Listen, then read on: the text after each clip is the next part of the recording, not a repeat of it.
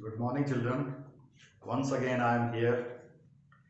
Now, yesterday, what we were doing inverse trigonometric functions. So, two exercise we have done. Now we are doing miscellaneous exercise. One of the question of miscellaneous exercise we have done. Now we are doing question number 5. Listen, children. These are some formulas.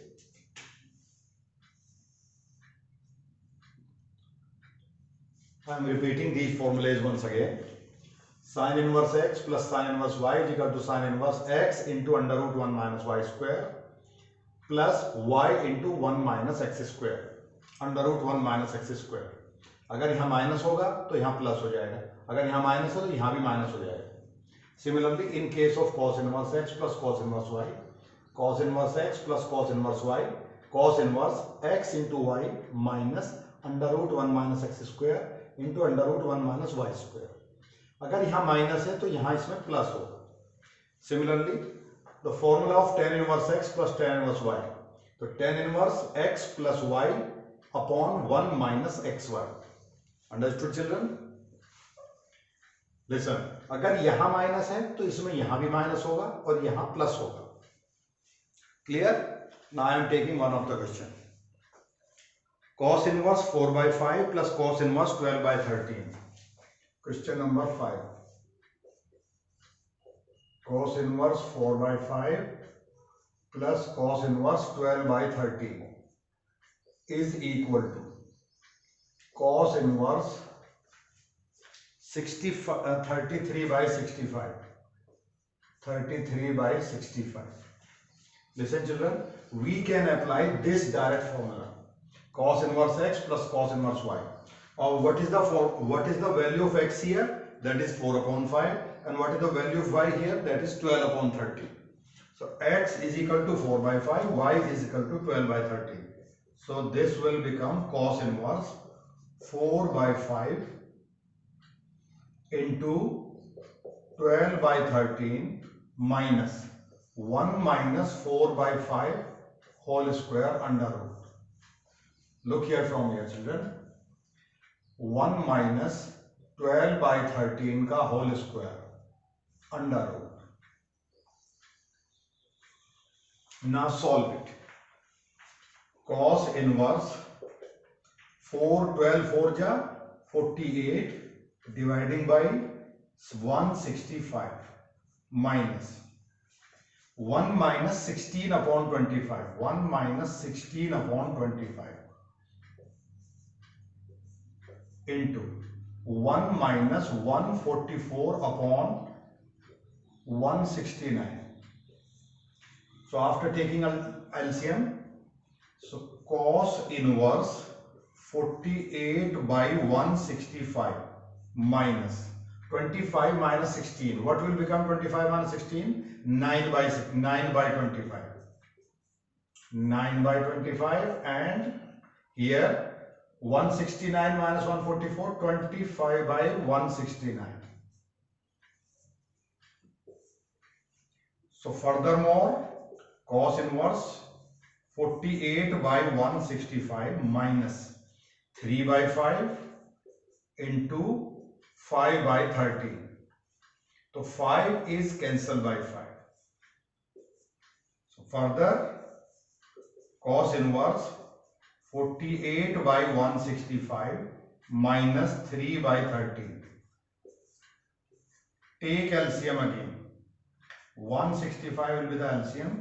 So here will be 48 minus 13. This is 169. This is 65. 13 5 is 65, children. 13 5 is 65, and this is also 65. Not 165. This is 65. So this is 65. 13 5 is 65. 5 3 is 15. So this will become cos inverse 33 upon 65. This will become 33 upon 165. Understood, children? I am repeating same question once again. I am repeating this question once again. सबसे पहले तो मैं ये बता दूं, इसका formula होता है cos inverse x plus cos inverse y is equal to cos inverse x into Y minus 1 minus X square under root 1 minus Y square under root. तो सबसे पहले तो इसे अप्लाई करना है, cos inverse x into Y minus 1 minus X square under root 1 minus Y square. इसको solve करने के बाद ये आता है, एलसीएम लेने के बाद 25 माइनस 16 9/25 और 169 माइनस 144 25। इसके बाद अंडर रूट निकालने के बाद 3/5 5/13 5 cancel by 5। After taking all the LCM we get cos inverse 33/65। So this is the final answer. We can do this question by one more method।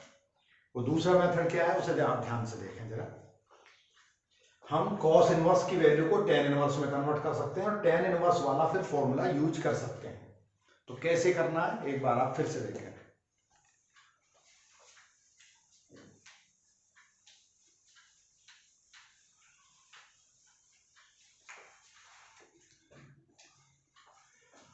cos inverse,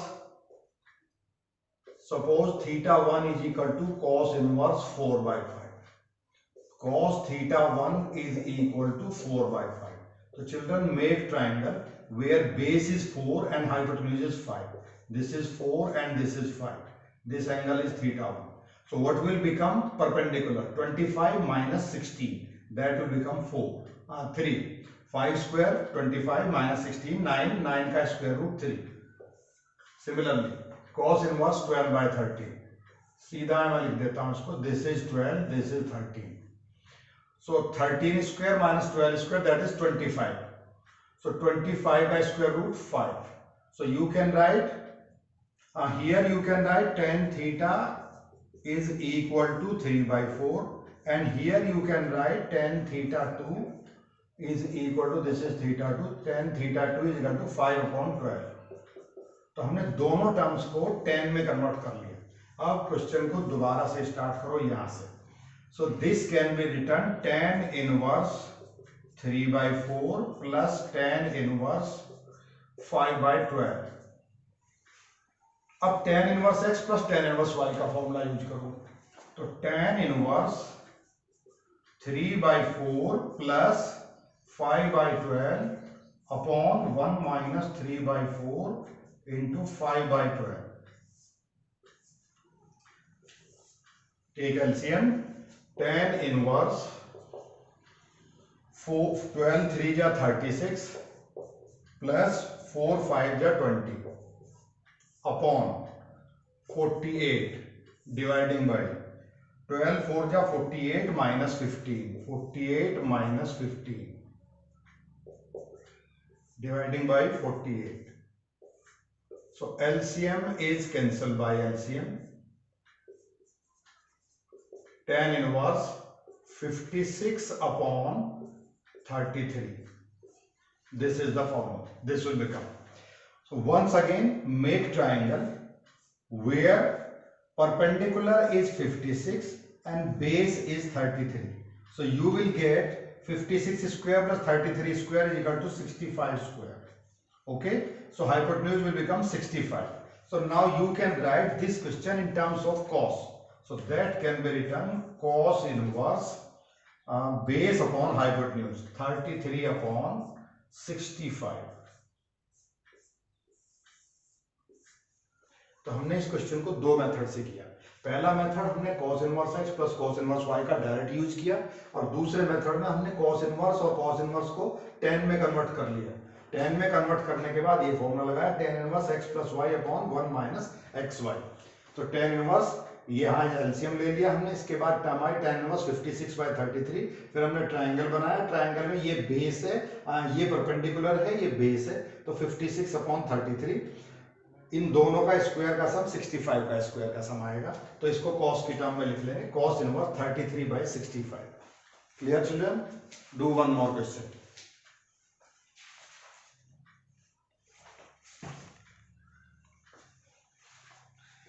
question number 11 children.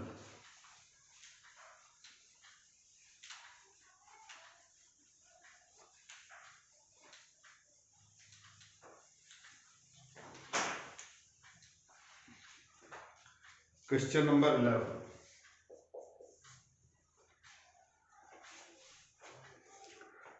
Tan inverse under root 1 plus x.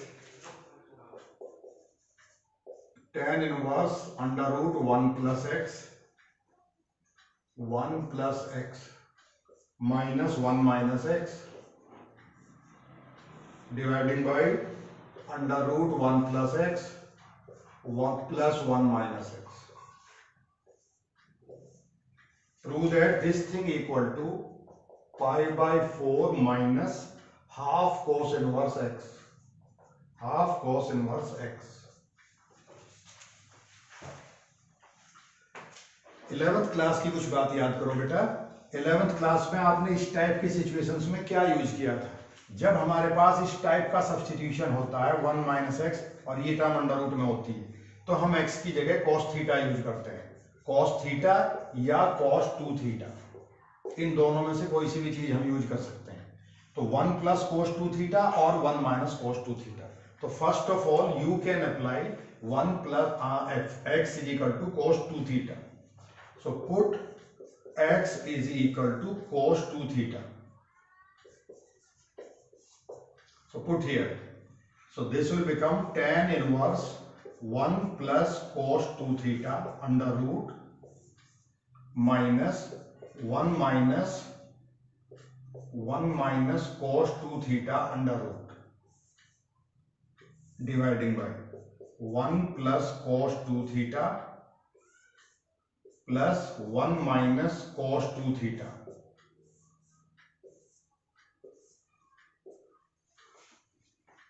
इन दोनों के फॉर्मूले आप जानते हैं, काफी बार आप लोगों ने किए हैं इन दोनों के फॉर्मूले। 1 plus cos 2 theta is equal to 2 cos square theta और 1 minus cos 2 theta you all know 2 sin square theta. ये इनके फॉर्मूलेज। तो यूज दीज फॉर्मूलेज। तो tan inverse 2 cos square theta minus 2 sin square theta under root 2 cos square theta plus 2 sin square theta. Under root लेने के बाद क्या बनेगा? tan inverse under root 2 cos theta minus under root 2 sin theta. Under root 2 cos theta plus under root 2 sin theta. इसके बाद under root 2 common लें आप लोग। tan inverse under root 2 common cos theta minus sin theta upon under root 2 common cos theta plus sin theta. Under root 2 cancel by under root 2। So further it can be written tan inverse cos theta also common. So taking cos theta common from both numerator and denominator, you will get 1 minus tan theta upon 1 plus tan theta. Cos theta cancel by cos theta. So this is the direct formula of tan 45 minus theta. Tan inverse tan 45 minus theta. So tan is cancelled by tan. So last remaining answer is pi by 4 minus theta. Pi by 4 minus theta. This is the final answer. Now you have to put the value of theta. From here what will be the value of theta? Cos inverse x बन गया, पहले इधर आएगा cos, तो ये बन गया cos inverse x, cos, फिर 2 के बाद आएगा नीचे, पहले बनेगा ये cos inverse x is equal to 2 theta, फिर 2 भी यहां से हटा देंगे, 2 आ जाएगा यहां फिर ऐसे, तो theta will become equal to half cos inverse x. So putting the value of theta, pi by 4 minus half cos inverse x. So this will be the final answer. Once again I am repeating, This is the question. Tan inverse under root 1 plus x minus under root 1 minus x upon under root 1 plus x plus under root 1 minus x. तो x की value cos 2 theta put करी हमने. अगर हम जब यहाँ से theta की वैल्यू फाइंड करेंगे तो पहले cos इधर आएगा, cos इनवर्स x बन जाएगा, फिर 2 नीचे आएगा तो बन जाएगा half cos inverse x. That will be the value of theta. After putting the value of cos 2 theta, we will get 1 plus cos 2 theta minus 1 minus cos 2 theta, 1 plus cos 2 theta plus 1 minus cos 2 theta. इसका formula होता है 2 cos square theta, इसका formula होता है 2 sin square theta, इसका होता है 2 cos square theta, 2 sin square theta.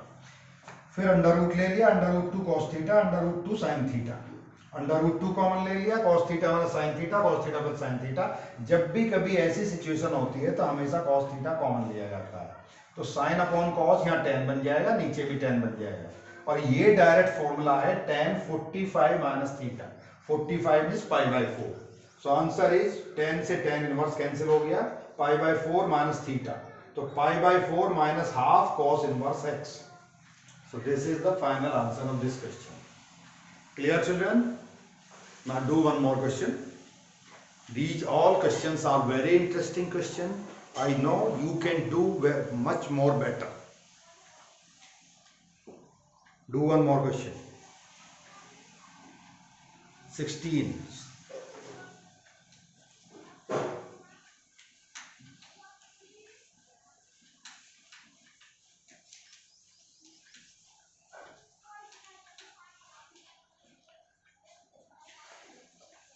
Question number 16.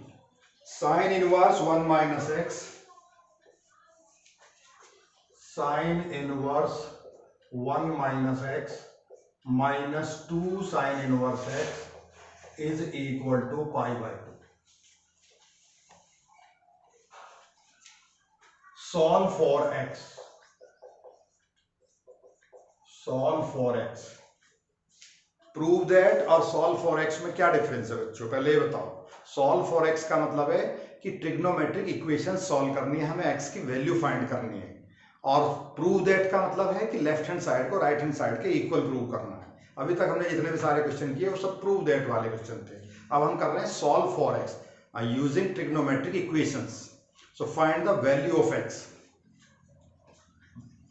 तो -2 साइन इनवर्स एक्स, मैं इस वाली टर्म को उधर ले जा रहा हूं. So pi by 2 minus sine inverse 1 minus x. अब हमने एक फॉर्मूला किया था sine inverse x plus cos inverse x is equal to pi by 2. तो साइन इनवर्स एक्स को उधर ले जाओ. So cos inverse x will be equal to pi by 2 minus sine inverse x. तो कॉस इनवर्स एक्स को कैसे लिख सकते हैं? Pi by 2 minus sine inverse x. Cos inverse x can be return pi by 2 minus sine inverse x. तो लिखो, तो यहां है pi by 2 minus sine inverse 1 minus x. तो ये क्या बन जाएगा? cos inverse 1 minus x. तो -2 sine inverse x is equal to cos inverse 1 minus x. अब दोनों साइड में या तो cos होना चाहिए या दोनों साइड में sin होना चाहिए. तो सबसे पहले बस ऐसी वैल्यू पुट कर रहा हूं जिससे साइन इनवर्स यहां कैंसिल हो जाए. तो put x is equal to sine theta. Clear? So put x is equal to sine theta here. So -2 sin inverse sin theta is equal to cos inverse 1 minus sin theta. Okay, sin is cancelled by sin, so -2 theta is equal to cos inverse 1 minus sin theta. इस cos को उधर लेके आओ तो cos -2 theta will be equal to 1 minus sin theta. तो cos के अंदर जब माइनस साइन होता है तो ये प्लस ही बन जाता है. तो cos 2 theta is equal to 1 minus sine theta. cos 2 theta के बच्चों बहुत सारे फॉर्मूले होते हैं, मुझे याद दिलाओ फिर से. cos 2 theta, so many formulae of cos 2 theta. cos 2 theta is equal to cos square theta minus sine square theta. cos 2 theta is equal to 1 minus 2 sin square theta. Cos 2 theta is equal to 2 cos square theta minus 1. and cos 2 theta is equal to 1 minus tan square theta upon 1 plus tan square theta. So which formula is more appropriate to apply here? So tell me. So cos 2 theta is equal to 1 minus sin theta. मुझे cos 2 theta का ऐसा formula चाहिए जिसमें sin theta आता हो. तो cos 2 theta का एक फॉर्मूला होता है 1 minus 2 sin square theta. 1 minus 2 sin square theta is equal to 1 minus sin theta. So 1 is cancelled by 1. So next step, 2 sin square theta is equal to minus sin theta. Minus again cancel by minus. So 2 sin square theta minus sin theta equal to 0. So take sin theta common. Take sin theta common. So 2 sin theta minus 1 equal to 0. So this is one of the equation. Either sin theta equal to 0 or 2 sin theta minus 1 equal to 0. So sin theta equal to 0. Let sin theta equal to 0 or 2 sin theta minus 1. 2 sin theta minus 1 equal to 0. So here sin theta equal to 0, this is one of the value, and here sin theta will become equal to 1 by 2. So these are two values. What was x? We have taken x is equal to sin theta. तो हमें x की ही value find करनी थी, हमें sin theta की value नहीं find करनी. So what were the values of x? तो x is equal to 0 and 1 by 2. अब इन दोनों वैल्यूज को हम ओरिजिनल इक्वेशन में पुट करके देखेंगे. Which value is more appropriate or which value is applicable or which value is satisfying the given equation. If we put x is equal to 0, so it will become 4x is equal to 0. 4x is equal to 0. So it will become sin inverse 1 minus sin inverse 0 is equal to pi by 2. So sin inverse 1 you always written, sin inverse 0 0. So sin inverse 1 is equal to pi by 2. So that is correct. So x is equal to 0 is the correct answer.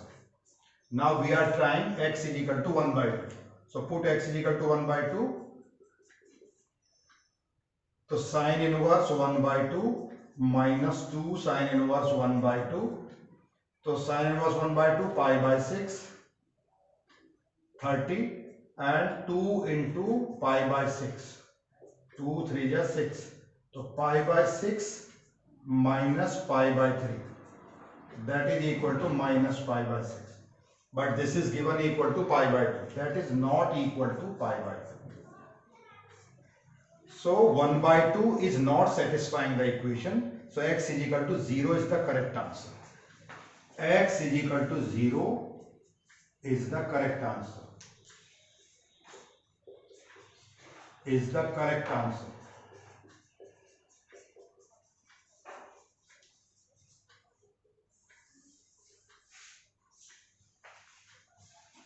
Clear, children?